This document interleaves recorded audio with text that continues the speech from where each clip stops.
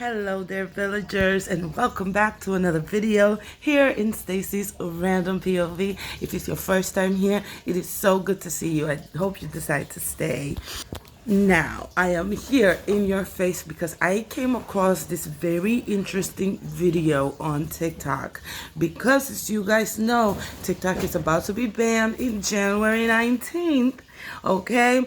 So, therefore, a lot of people are just completely posting any and everything when it comes to political views and when it comes to their own opinion.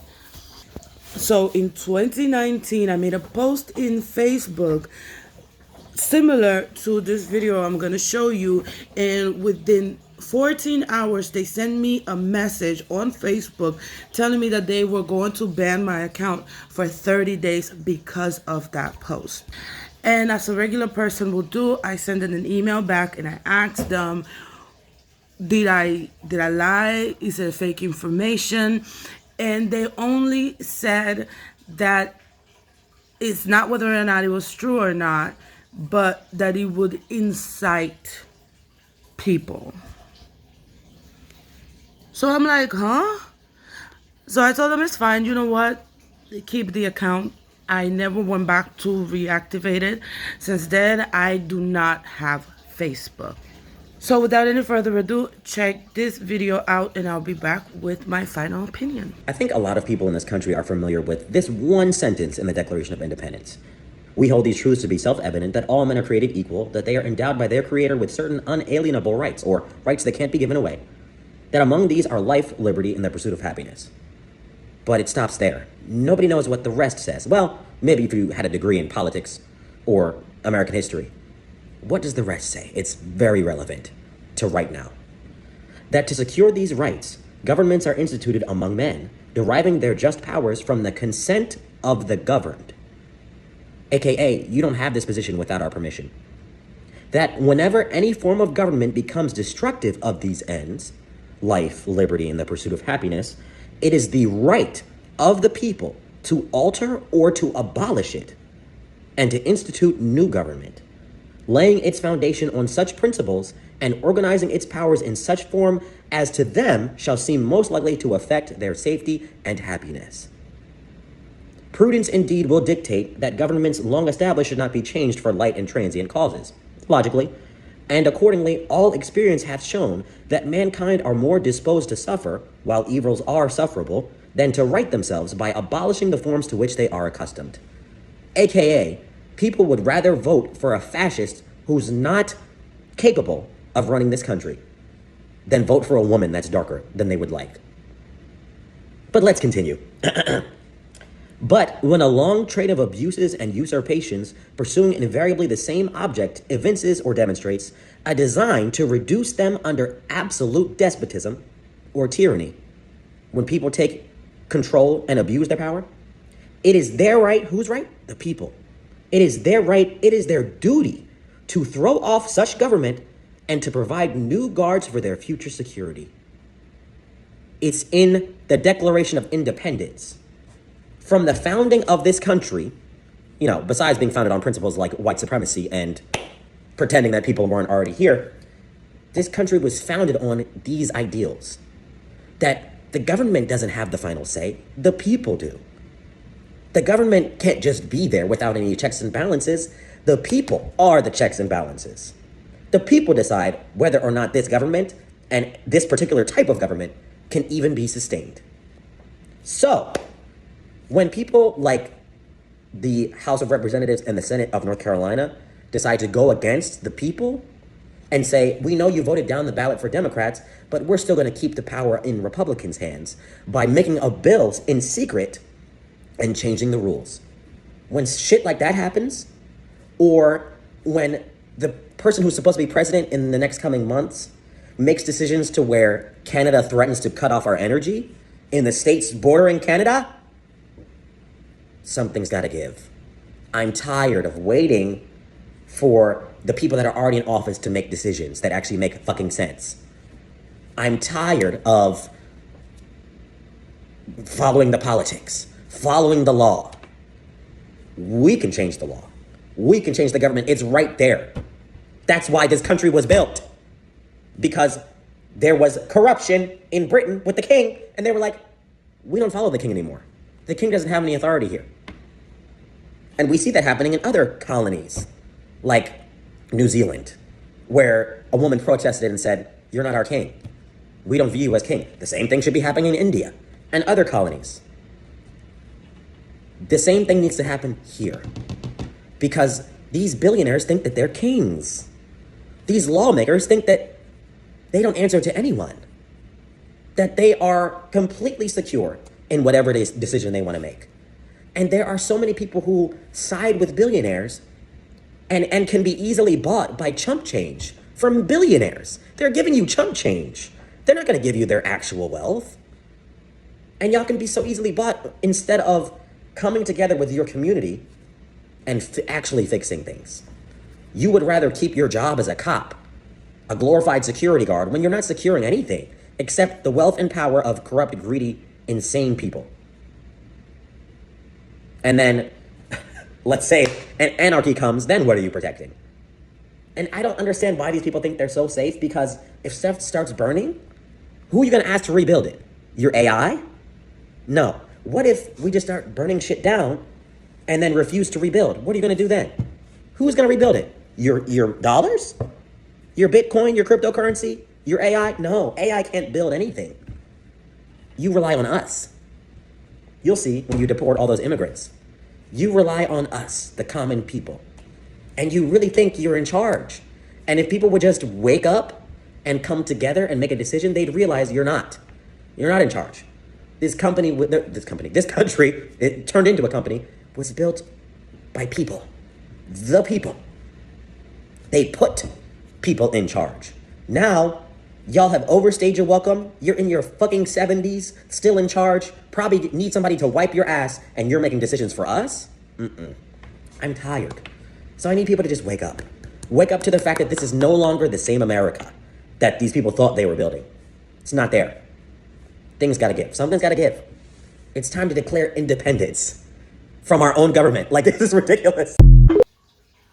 If you've gotten this far, thank you so much. I hope you liked the video, and I hope that you decide to stay, because I give in about 3 videos every week. And baby, you know, once you subscribe, you become a member of this village, and you love this village. You appreciate this village, because baby, it takes a village. I cannot wait to hear what you guys have to say in the comments down below. This hits so close to home. And then before I go, I'm going to give a response that he made to a comment right under this video. So with that already said, guys, it is up to us. It is we the people for a reason. And until we're able to figure that out and use it properly up here, so that we're able to properly use it in our day-to-day, we'll continue to be taken advantage for and taken for a ride like a bunch of fooling idiots. But I can't wait to hear what you guys have to say. Check out this video, and I'll see you in my next one. Bye. Here's the thing. There needs to be a collective consciousness. Everybody needs to be on the same page. Why do you think they want to get rid of TikTok? Because you have people from all walks of life, no matter what party they belong to or identify with, learning things from each other, agreeing on things with each other, seeing that they're not the enemies of each other. You have everyday people teaching you things that you never would have known. People in healthcare, people in the police force, people in politics, people who actually understand the law. 1/3 of this country is on TikTok. We know that they're not concerned about our data, because our most crucial data, our address and telephone number, you can find for free on the internet just by finding out somebody's full name. They want to get rid of TikTok because there's collective consciousness. Why do you think they hit Luigi Mangione with a terrorist charge? Because they don't want us to get any ideas. Did you know that terrorist used to mean violence by the government, not towards the government? Did you know that? And that word didn't come about until the French Revolution. Then all of a sudden it magically got changed to violence towards the government, towards the powers that be. Because in all honesty, they don't want to be the ones terrified. And you want to know what's another word for collective consciousness? Woke. If everybody is aware of what really goes on, That's what being woke means. That's why they villainized the word. That's why they made MAGA think that that's a bad word. That we don't say that word. Woke is bad. No, it's not. It just means you're aware of reality, what really goes on behind the scenes. And if you have a community of people that's really aware, that's dangerous for the people who are in charge, because people who are in charge are far outnumbered by the people who they think they're in charge of. I mean, think about if when Luigi's case happens and the jury and the lawyers on both sides are all on the same page and the jury decides that he's innocent, what are the people in charge going to do? What is the judge going to do? What if the judge decides, no, I'm going to overrule it, and everybody in the courtroom's like, no, you're not? What is he going to do? What are they going to do? If everybody in America is told, hey, this is against the law, and everybody in America is on the same page and is like, what law? We decide what the law is. What are they going to do? But the thing is, again, everybody has to be on the same page. The problem is you have people like your Kyle Rittenhouses, your Daniel Pennies, people who are rewarded for taking the lives of people who are dark, just so they can keep alive the image of white stability, white supremacy. The problem is white men think that they're the only ones who can be in charge and rule the world, bring stability to the world. But they were successful civilizations before race was even a concept. There were successful civilizations run by black people, run by women. Imagine that. Ever heard of Mansa Musa? The problem is so many people are not educated. They'll believe whatever they're told. They'll believe the media, yet villainize the same media. They'll believe that people are their enemy just because they look different or believe different things. Oh, and guess what? They were successful civilizations run by non-Christians. They were successful civilizations before Christianity was even a thing. In order for there to be collective consciousness, people have to be willing to have peace between each other and stop viewing other people as your enemy just because they believe differently. Like, when it comes to your everyday life and your survival, paying your bills, having food, shelter, water, do you think about anybody's sexuality when it comes to that? No. What does somebody being trans have to do with you? What does what they do with their body have to do with your necessities at the end of the day? Somebody not being a Christian, does that affect your everyday needs? No. Somebody being from another country and speaking a different language, does that affect your everyday needs? No. Live in reality. You think people are your enemy and you think they are a threat for absolutely no reason. It's an idea put in your head. It's made up. Even the idea of race is made up. So how do we rise? Together. And again, education. Y'all need to start reading. Because you're asking me, and I've never been in a revolution. I'm just as simple and normal as everybody else. You notice the collective consciousness on TikTok? That needs to happen locally. That needs to happen in real life with real people around you. That's the only way. That's the only way that's ever going to happen. And part of me understands, we're human. It's easy to be divided. Like, I went to my friend's house a few weeks ago, and he's Mexican, and a lot of his family there didn't speak English. And I speak a good amount of Spanish, but it was still there was still a divide there between the table of rugby players who didn't speak Spanish and everybody else who spoke Spanish. And that was just like a natural barrier because we don't speak the same language. But when I was understanding some of what they were saying, you realize that they're human beings just like you who have the same interests, the same needs. They're just people. They're just different in a non-bad, non-threatening way. We are all people. We're literally all the same. Not exactly the same because we're not supposed to be exactly the same. But y'all are so threatened by what you're being told to feel threatened by. Other religions, other cultures, other sexualities. There's no reason to be threatened by those things. So if y'all want to rise up, there has to be togetherness. You have to let go of this idea that people are your enemy because they're a Democrat or a Republican. Now, if they can't be trusted because they overlook crime while hating crime coming from other people, that's an issue. So yeah, y'all got to figure that out. And that's why when it comes to this revolution, the white people got to do it. Don't ask us minorities to do it. You caused this issue.